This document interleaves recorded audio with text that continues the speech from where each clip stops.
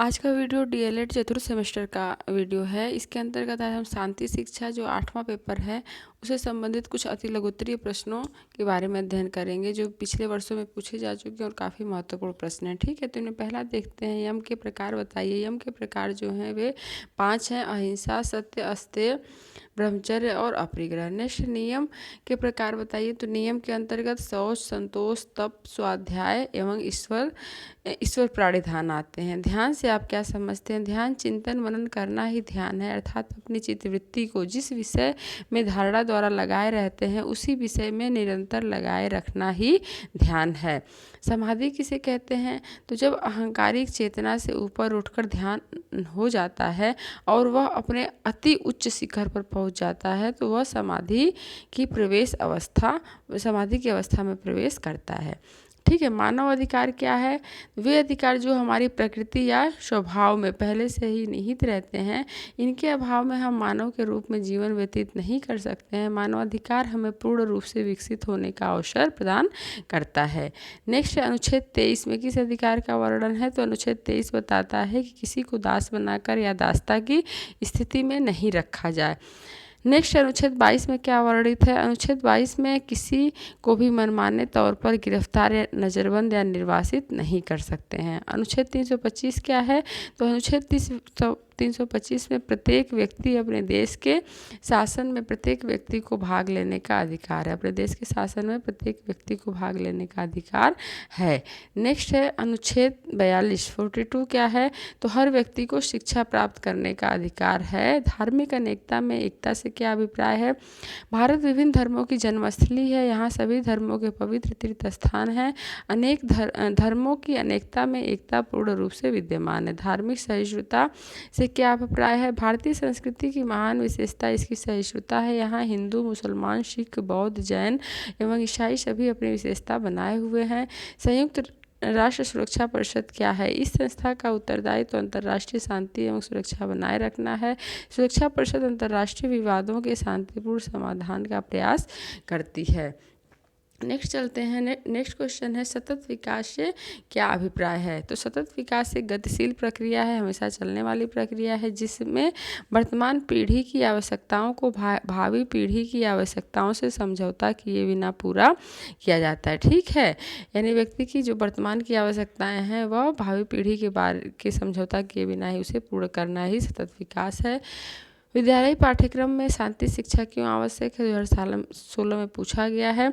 तो पाठ्यक्रम में शांति शिक्षा की आवश्यकता का कारण बालक में शांति से संबंधित अंतर्निहित गुणों एवं शक्तियों को उसके कार्य, व्यवहार या आचरण में लाना, जिससे वह शांतिपूर्ण तरीके से रहने और शांति मूल्यों का पोषण करने में समर्थ होगा। नेक्स्ट है आपके मतानुसार शांति के प्रमुख घटक कौन से हैं?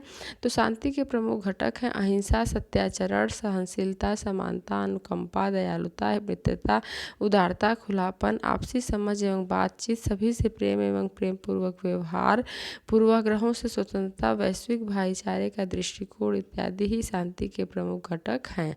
अहिंसा मूलक समाज की विशेषता लिखिए। अहिंसा मूलक समाज की विशेषता के अंतर्गत उसके सदस्यों के व्यक्तिगत एवं सामाजिक जीवन से स्पष्ट होती है। ऐसे समाज में अहिंसा, सत्याग्रह, संयमित आचरण, क्षमाशीलता, प्रेम और सहानुभूति, संतोष, विवादों का शांतिपूर्ण समाधान, हिंसा, उपद्रव का अभाव इत्यादि है। उन कारणों का उल्लेख करिए जो किशोरावस्था में हिंसा के रूप में प्रकट होते हैं।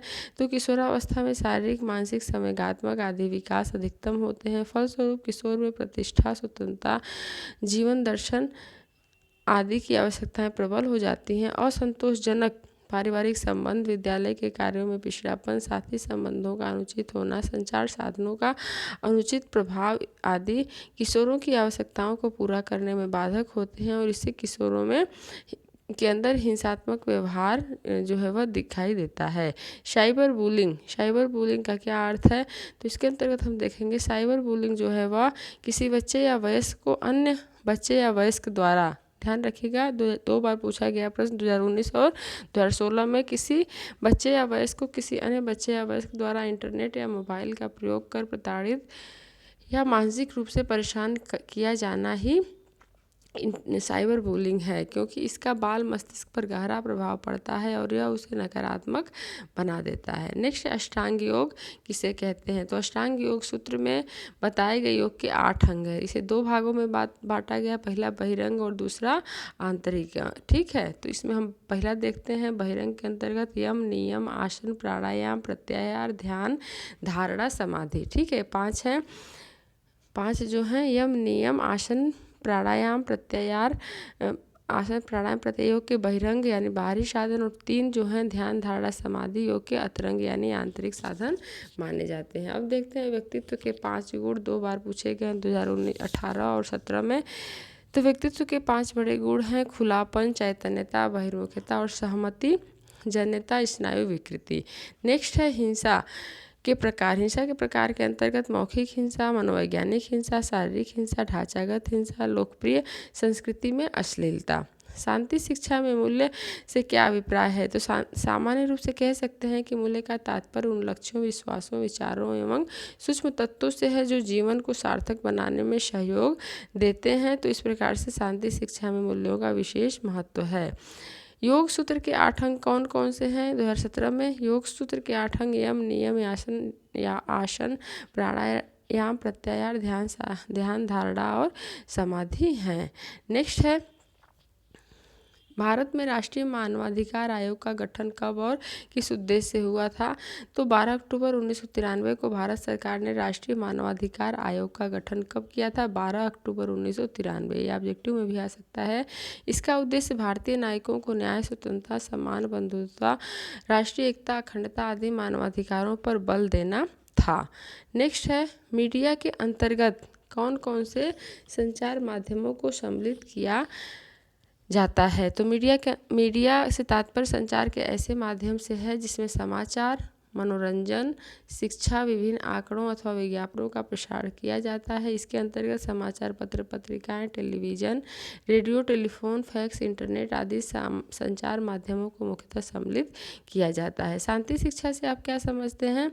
तो शांति शिक्षा से आशय उस शिक्षा से है जो व्यक्ति की शांति से सहज प्रवृत्ति यानी पहले से जो विद्यमान है प्रवृत्ति को विकसित कर बाहर की ओर प्रकट करे। इसका तात्पर्य है कि शांति से संबंधित व्यक्ति के अंतर्निहित गुणों एवं शक्तियों को उसके कार्य, व्यवहार या आचरण में लाना। नेक्स्ट है, व्यक्तित्व को परिभाषित करते हुए उसका अर्थ बताइए। व्यक्तित्व की धारणा को स्पष्टता की दृष्टि से GW आलपोर्ट ने परिभाषित किया है, वो जिसे विस्तृत और महत्वपूर्ण माना जाता है। इनके अनुसार व्यक्तित्व व्यक्ति के अंदर उन मनोशारीरिक गुणों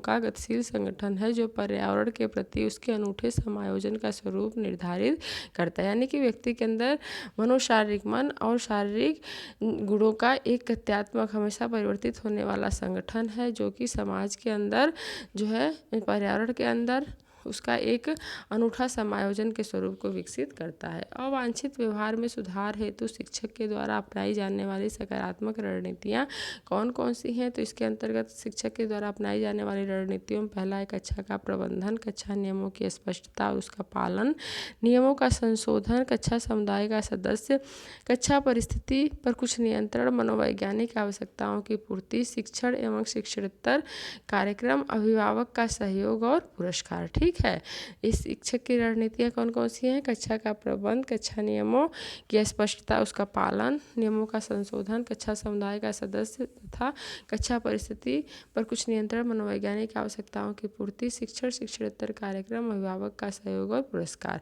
व्यक्तित्व के 5 गुण बताइए। तुपस व क्रिस्टल गोल्डबर्ग, कोस्टा मैकके, होगान आदि मनोवैज्ञानिकों के शोधों के आधार पर स्वीकार किया जाने लगा है। जो व्यक्तित्व के 5 गुण हैं वह निम्नवत हैं। इनमें पहला खुलापन, दूसरा चैतन्यता, बहिर्मुखता, सहमतिजन्यता और स्नायु विकृति। राष्ट्रीय एकता के मार्ग में आने वाली प्रमुख बाधाएं कौन कौन सी हैं? तो राष्ट्रीय एकता के मार्ग में आने वाली प्रमुख बाधाओं में पहला है देश में जातिवाद, संप्रदाय, क्षेत्रवाद, भाषावाद आदि का प्रभाव होना। दूसरा है देश की भौगोलिक विविधता का असमान सामाजिक आर्थिक विकास, सभी का एक समान गुणवत्ता वाली शिक्षा की सुविधा न मिलना, प्रौढ़ शिक्षा की समस्या, जीवन के प्रत्येक क्षेत्र में भ्रष्टाचार, यह समान विकास को प्रभावित करता है। व्यक्ति की व्यक्तिगत राजनीतिक आर्थिक महत्वाकांक्षा, कतिपय विशिष्ट समूहों, नक्सलवादी एवं आतंकवादी गतिविधि और देश को कमजोर रखने वाले विरोधियों के कार्यकलाप। ठीक है, तो इस तरह 7 हैं, समझ में आ गया होगा आपको। जातिवाद, संप्रदाय, क्षेत्रवाद, भाषावाद का प्रभाव, देश की भौगोलिक विविधता और असमान सामाजिक आर्थिक विकास, सभी को एक समान गुणवत्ता वाली शिक्षा न मिल पाना, देश में भ्रष्टाचार का होना, व्यक्ति की व्यक्तिगत राजनीतिक आर्थिक महत्वाकांक्षा, नक्सलवादी एवं आतंकवादी गतिविधियां, देश को कमजोर रखने वाले लोगों जो विरोधी लोग हैं उनके कार्यकलाप। अष्टांग योग से आप क्या समझते हैं? तो योग सूत्र के 8 अंग बताए गए हैं जो इस प्रकार से यम, नियम, आसन, प्राणायाम, प्रत्याहार, ध्यान, धारणा, समाधि ने अष्टांग योग कहते हैं। इनमें प्रथम 5 यम, नियम, आसन, प्राणायाम, प्रत्याहार हैं। योग के बहिरंग, इसे बहिरंग साधन कहते हैं। ठीक है, और जबकि ध्यान, धारणा और समाधि इसे योग का आंतरिक या अंतरंग साधन माना जाता है। योगांगों के अनुष्ठान में काम, क्रोध, भय, लोभ, अविद्या आदि भावों का नाश हो जाता है और व्यक्ति के अंतर्मन को शांति प्राप्त होता है। अष्टांग योग में 8 जो हैं अंग बताए गए, यम, नियम, आसन, प्राणायाम, प्रत्याहार, ध्यान, धारणा, समाधि। ऊपर के जो 5 हैं वे बाहरी और जो 3 हैं वे आंतरिक अंग उसका माना गया है। प्रभावी शांति निर्माता बनाने हेतु विद्यार्थियों में कौन कौन से व्यक्तिगत कौशल विकसित किए जाना चाहिए? तो शांति शिक्षा के लिए व्यक्ति में कुछ विशिष्ट कौशल होने चाहिए, इन्हें शांति कौशल कहा जाता है। शांति निर्माता बनाने हेतु विद्यार्थियों में अग्र कौशल विकसित किए जाने चाहिए, जिनमें संचार का कौशल, समस्या समाधान का कौशल, मध्यस्थता करने का कौशल, तदनुभूति, समूह कार्य में सहयोग, वकालत, आंतरिक नियंत्रण के क्षेत्र को बढ़ाने का कौशल, तनाव प्रबंधन का कौशल। ठीक है, तो ये देखेंगे हम कौन कौन से हैं। शांति शिक्षा शांति निर्माता बनाने हेतु बालकों में व्यक्तिगत कौशल, संचार का कौशल, समस्या समाधान का कौशल, मध्यस्थता करने का कौशल, तदनुभूति, समूह कार्य एवं सहयोग, वकालत, आंतरिक नियंत्रण के क्षेत्र को बढ़ाने का कौशल और तनाव प्रबंधन का कौशल। नेक्स्ट हम देखते हैं चरित्र निर्माण करने वाले किन्हीं 2 कारकों का उल्लेख कीजिए। तो चरित्र निर्माण करने वाले कारकों के अंतर्गत परिवार के सदस्यों का आचरण, टेलीविजन, रेडियो आदि के कार्यक्रमों पर चर्चा, पुरस्कार एवं दंड, विद्यालय का सहयोग। ठीक है, परिवार के सदस्यों का आचरण, टेलीविजन, रेडियो के कार्यक्रम पर चर्चा, पुरस्कार एवं दंड, विद्यालय का सहयोग। मानवाधिकार शिक्षा के कोई 2 उद्देश्य बताइए। तो मानवाधिकार शिक्षा के उद्देश्य हैं मानव अधिकारों का संवर्धन, संरक्षण, मानव स्वतंत्रता, प्रगति, विश्व शांति और समृद्धि। तनाव को कम करने के कोई 2 अप्रत्यक्ष विधियां बताइए। तो तनाव के कारणों का पता लगाना, उनका विश्लेषण कर उनमें समाधान खोजना। ठीक है, कारण का पता लगाकर विश्लेषण करना और उसका समाधान खोजना। दूसरा है लक्ष्य का निर्धारण, कुशल समय प्रबंधन, शांत रहना, पारस्परिक सहयोग से कार्य करना, चाहे वह घर हो या दफ्तर, समाज में लोगों से मिलना जुलना, प्रेरणादायक साहित्य का अध्यापन, नकारात्मक सोच से बचें, सकारात्मक दृष्टिकोण रखें, आत्मविश्वास एवं धैर्य, तनाव होने पर अपने आप को व्यस्त रखें, प्रसन्नचित्त रहना, नियमित शारीरिक व्यायाम, योग, प्राणायाम करें। ठीक है, तो हम देख लेते हैं अप्रत्यक्ष विधियों में तनाव के कारणों का पता लगाकर उनका विश्लेषण और समाधान खोजना, लक्ष्य का अच्छा एक ऊंचा लक्ष्य बनाना जिससे व्यक्ति उसमें बिजी रहने पर उसे तनाव कम होगा, अपने समय को अच्छे तरीके से उसका प्रबंध करना, उसे फालतू खर्च नहीं होने देना, शांत रहने से भी बहुत सारी समस्याओं का समाधान हो जाता है, पारस्परिक सहयोग से कार्य करना, चाहे वह घर हो या दफ्तर यानी समायोजन, समाज में लोगों से मिलना जुलना, प्रेरणादायक साहित्य का अध्ययन करना, मोटिवेशनल जो लिटरेचर है वो पढ़ना, नेगेटिविटी से बचना, पॉजिटिव दृष्टिकोण रखना, कॉन्फिडेंस और पेशेंस रखना, तनाव कम होने पर अपने आप को व्यस्त रखना, हमेशा खुश रहना, नियमित शारीरिक व्यायाम, योग, प्राणायाम आदि करना। नेक्स्ट क्वेश्चन देखते हैं एसडीजी काफ़ी महत्वपूर्ण प्रश्न है, 2019 में आया है। एसडीजी का फुल फॉर्म है सस्टेनेबल डेवलपमेंट गोल यानी सतत विकास के लक्ष्य। नेक्स्ट है जनसंचार माध्यम के अर्थ बताइए। तो जनसंचार के अंतर्गत सभी सूचना माध्यम, रेडियो, दूरदर्शन, समाचार पत्र, नियत कालीन पत्र पत्रिकाएं आती हैं। स्थितप्रज्ञ व्यक्ति क्या है? तो स्थितप्रज्ञ व्यक्ति दुख भोगते हुए भी उसके मन में किसी तरह का उद्वेग नहीं आता है और वह सुख की लालसा नहीं रखता, यानी कि उसके हृदय में क्रोध, लोभ, मोह, भय आदि विकारों का कोई स्थान नहीं होता है, उसे हम स्थिति प्रज्ञ व्यक्ति कहते हैं। दुख भोगते हुए उसके मन में किसी तरह की कोई भावना न आना। बहिरंग योग कौन कौन से हैं तो आपको बता चुके हैं हम। यम, नियम, आसन, प्राणायाम, प्रत्याहार जो योग के बहिरंग साधन है। अंतरंग साधन के अंतर्गत ध्यान, धारणा, समाधि योग के अंतरंग साधन है। ठीक है, 8 हैं, 8 बताया जा चुका है। यम, नियम, आसन, प्राणायाम, प्रत्याहार, ये क्या है, ये बहिरंग हैं अष्टांग योग के। और जो ध्यान, धारणा, समाधि ये उसके आंतरिक साधन माने जाते हैं। अनुच्छेद 325 संबंधित है। अनुच्छेद 325 के अंतर्गत प्रत्येक व्यक्ति को अपने देश के शासन में भाग लेने का अधिकार है। इसी के अंतर्गत वह लोकसभा व विधानसभा के चुनाव में प्रत्येक नागरिक भाग लेता है। ठीक है, तो इस तरह से कुछ महत्वपूर्ण प्रश्न थे पिछले वर्षों के शांति शिक्षा से संबंधित अति लघुत्तरीय प्रश्नों के अंतर्गत, जिसे आज हम कवर करने की कोशिश किए हैं। इससे संबंधित कुछ और वीडियो हैं जिसे हम अगले पार्ट में बनाएंगे। तो फिर ठीक है, रखते हैं आज का वीडियो यहीं पे और मिलते हैं नेक्स्ट वीडियो।